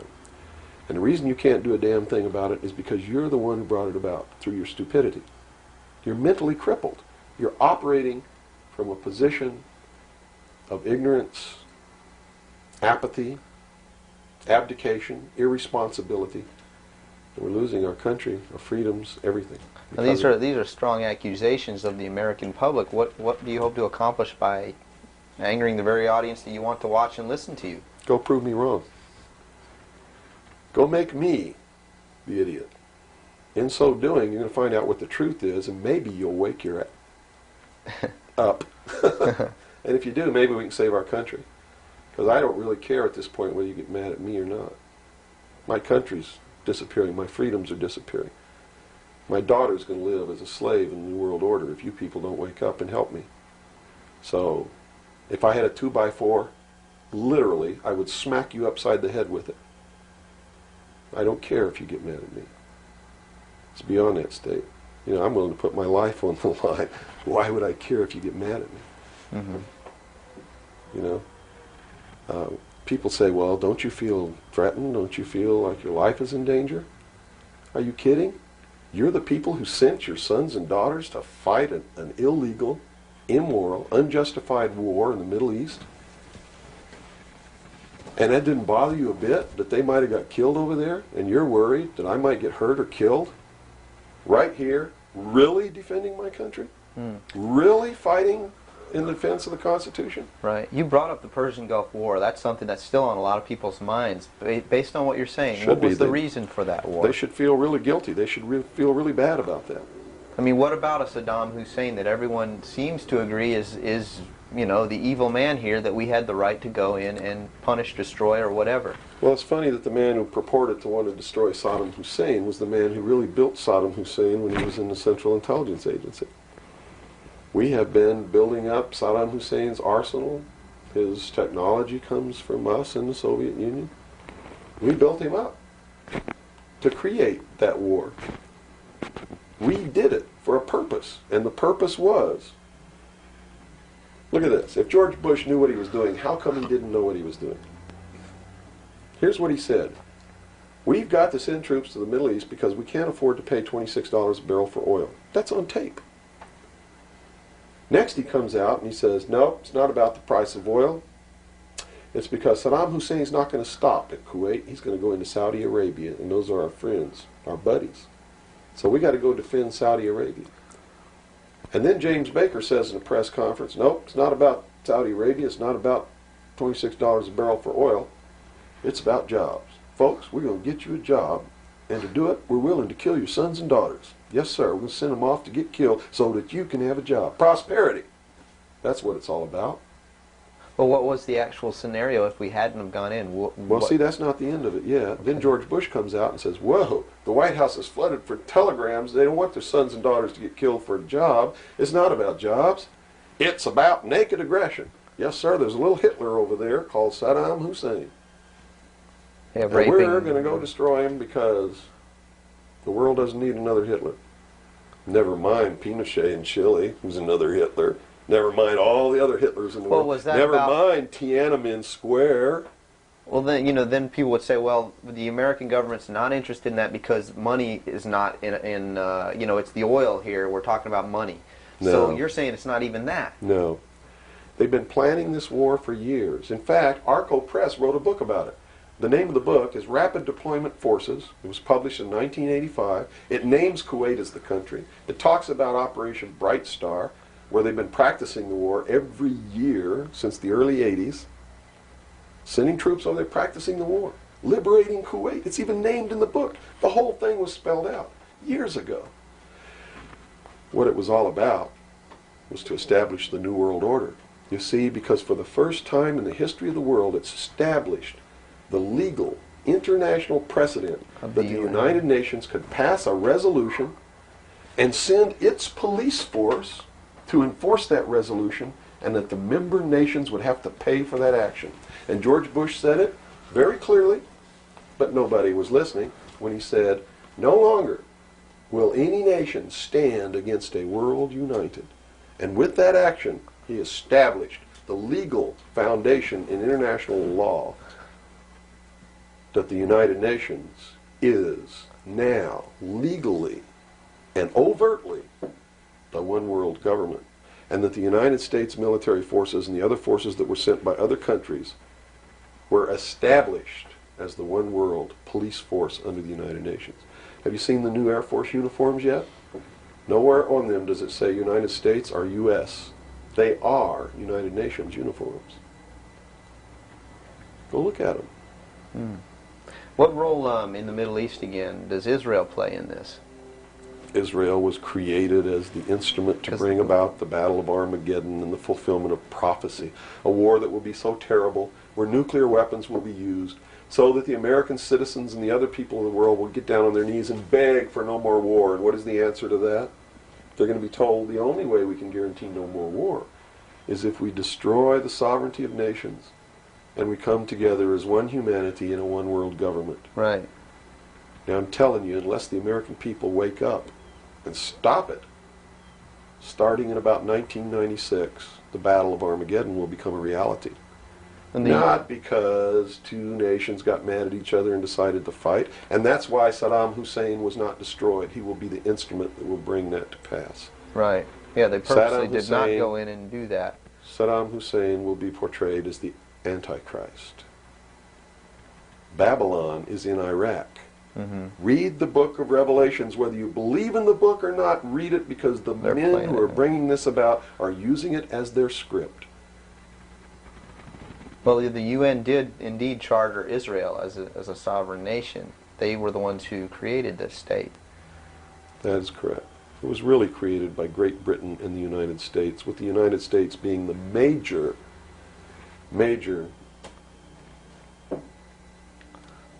instigant. Okay, and the Jewish people were then being manipulated into believing it was for some other reason. That's correct. They've always been manipulated. And I get people who still come to me all the time and say, Bill, you're all wrong. It's the Jews. The Jews are subverting the world. Man, it's not the Jews. It's not the Catholics. It's not the blacks. It's these men who belong to the ancient mystery schools, who meet in secret and decide the fate of the world. And they belong to all different races and all different nationalities and all different religions to the public point of view. But in secret,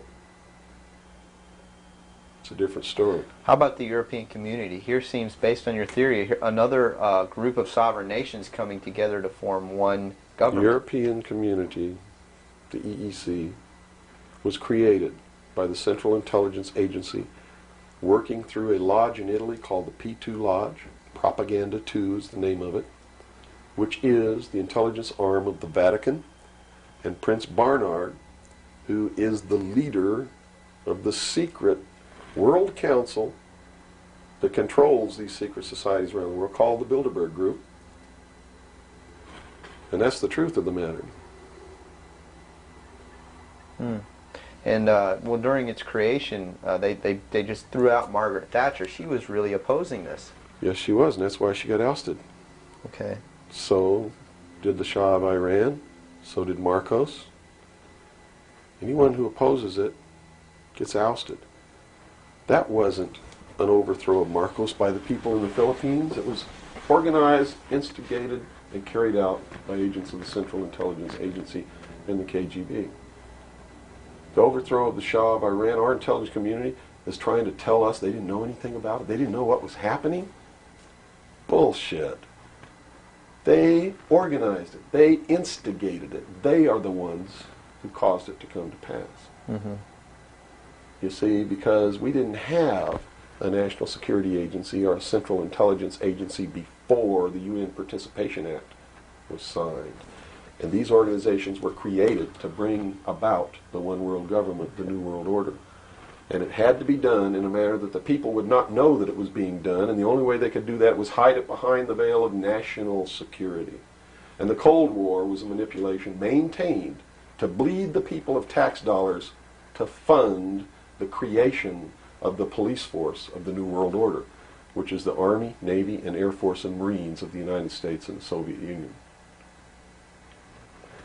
And the people didn't rise up in the Soviet Union and overthrow communism. It came from the top down because it had to be done. There has to be a bringing to the same level of all the peoples of the world to approximately the same political viewpoint, so there's not big disparity in order to be able to justify the the merger of all these countries together. Well, who now is ruling the forces of the former Soviet Union? You have Yeltsin in now. As Gorbachev supposedly went down, but we're not sure about that. Well, let me tell you this. From the beginning, there was never any war between the United States and the Soviet Union. It was created by those at the top to fund the New World Order and the New World Order's police force. At the highest levels of all countries, they all belong to the same club. And we, the people, sit back and we watch this grand drama which is being played out for our benefit, not theirs. If it wasn't for us, they wouldn't even have to do any of this. But you see, they just can't come out and destroy all of us because they need slaves. They need people to make their shoes and make their cars and mine the ore. They need worker bees, and that's what we are. In the New World Order, we will be the worker bees, the slaves. So the Orwellian view of the vision of the future wasn't too far off based on this scenario. George Orwell was just like me. He was a low-level member of British intelligence who was appointed to a position high enough where he saw the same documents that I saw. And he tried to warn the world just like I'm trying to warn the world, only he wasn't willing to take the risk that I'm willing to take. So he wrote it in a book called 1984 and spelled out exactly what's coming as a warning to the people of the world, as a work of fiction. But you notice that that work of fiction really stirred people up because they knew that it wasn't fiction. In their heart of hearts, everyone who's read that book knows that it's coming. It's a possibility. Most people won't recognize it overtly or publicly, because then, if they recognize it, they have to be responsible to do something about it, and that's what every one of you have been resisting all your life, is being responsible to do something about it, to get involved. That's why you'll walk away from a girl being raped on the street by a gang of thugs rather than go and try to help her. And I'm not talking to all of you. I know there's some of you out there just like me, but most of you are just exactly what I've just described. Most people are no better than animals who do not have intelligence because they don't use their intelligence. And to these men who control things behind the scenes, you are stakes on the table by choice and consent, and will always be ruled and manipulated and enslaved by people who do use their brains. As long as we're debunking some myths, because it's putting pieces of this puzzle together, I think, for a lot of people that may be watching. The hostage situation in Iran that got Carter out of office, is this another orchestration? And if so, how does it fit into the October surprise is no myth. There was a deal made. There was a deal made at the highest levels to keep the hostages until after Reagan was elected. Do you really believe that it was an accident, that it was a coincidence, that 30 minutes after Ronald Reagan was sworn in, took his oath of office, the hostages were released? Did they want Carter out? Are you really that naive? I can't believe it. Did they want Carter out? Yes, they wanted Carter out. They wanted Carter out. He wouldn't play by the rules? Or what was I don't know why they wanted him out, but they wanted him out. Carter was ineffective. He did not have the support of all the American people. They need people who can manipulate the American people so that they have their support. My message is to you is don't support anybody unless they're doing what we know to be right. Don't believe them. Don't fall for the manipulations. Double check everything they say. And that means you can't rely on the media as it is today either. Oh, of course not. All the media in this country, radio, television, and print, is all owned by 5 corporations. All of these corporations that own the media are owned and controlled, and members of the Council on Foreign Relations sit on their board of directors. Can you name those 5 corporations? Is that... Not off the top of my head. Okay. I could try, but I don't want to take a chance on being inaccurate. But you can trace that yourself. Okay. Remember, if you go down and you trace the ownership of a station or a newspaper, and you get to a corporation, remember that somebody owns that corporation, and it's usually another corporation. But when you trace the interlocking of all these things, when you get to the top, there's 5. And all journalists know that there's some things you don't write about, and you don't talk about, because you'll lose your job. And that's where the control is. And that's why they pay anchormen like Dan Rather $2 million a year. Because he doesn't question them. He knows that if he goes against them, he's going to lose $2 million a year. Do you think a man that looks pretty and sits in front of a TV camera for the 6 o'clock news is worth $2 million a year? No way. I don't care how long he works and I don't care what he does. There is no job worth $2 million a year. That's why they pay athletes these fantastic salaries. I was listening to the radio the other day. They just contracted to pay one player on one team $6 million a year. Can you believe this? And why is that? It's the Roman circus. What does the emperor do when the people become restive, and when the people are asking questions, and when the people don't like the policies of the emperor? He sends them to the circus. He creates a circus. He builds a giant coliseum. And he begins to throw the Christians to the lions. And he has great chariot races and football games and basketball games, all to keep the idiots preoccupied with things that don't mean anything in the scheme of the entire world, so that they don't have the time to learn what the truth is, so they don't ever get smart enough to learn how they're being manipulated, so they don't ever question the emperor. That's why they pay a player on a football team or a baseball team $1 million or $2 million or $3 million a year. It is the Roman circus. I know men who don't know anything in the world except who plays third base for the Mets. And they think that's a great accomplishment.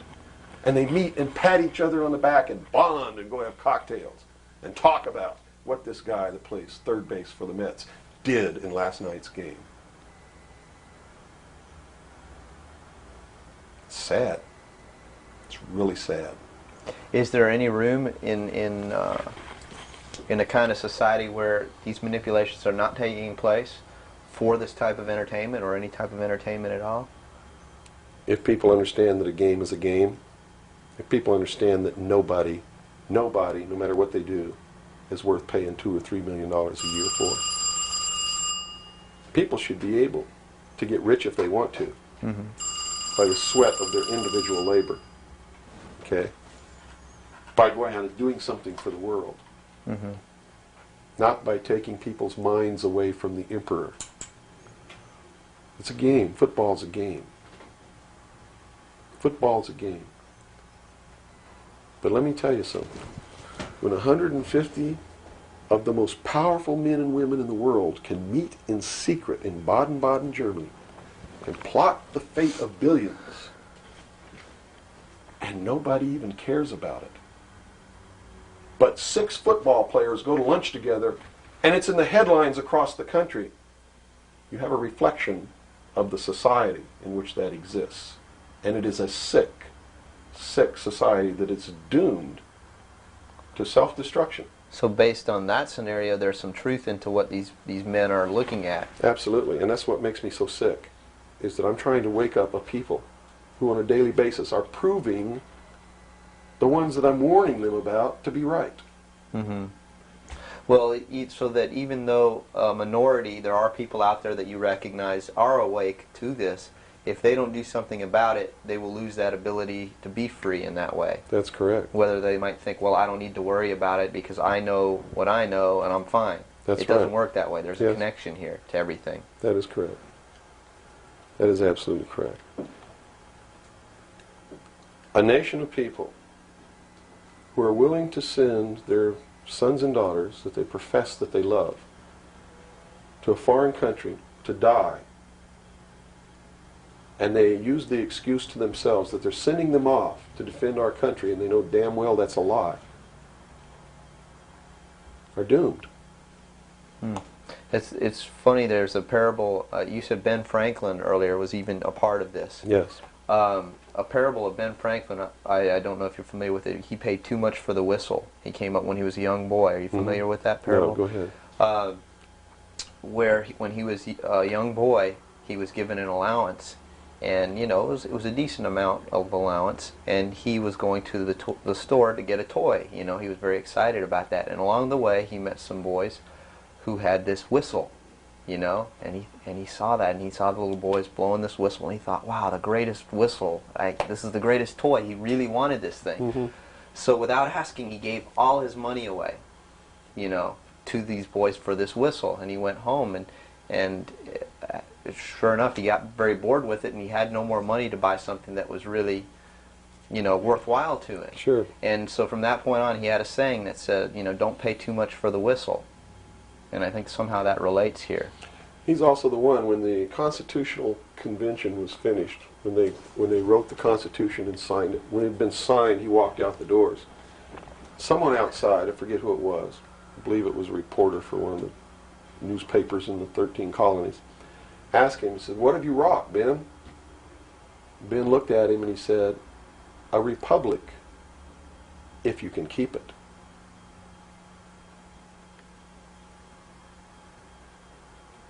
He knew. He did. And that's a good place to end. Yeah, I think so. That's a great ending. Wow. Good job, guys. All right, Bill. Yo. Fantastic. Good. Thanks, Bill. Where's your towel? Right there. I'm about ready Yeah, these lights are roasting me. Man. to kill. I've already had my son. I'm ready for a bath.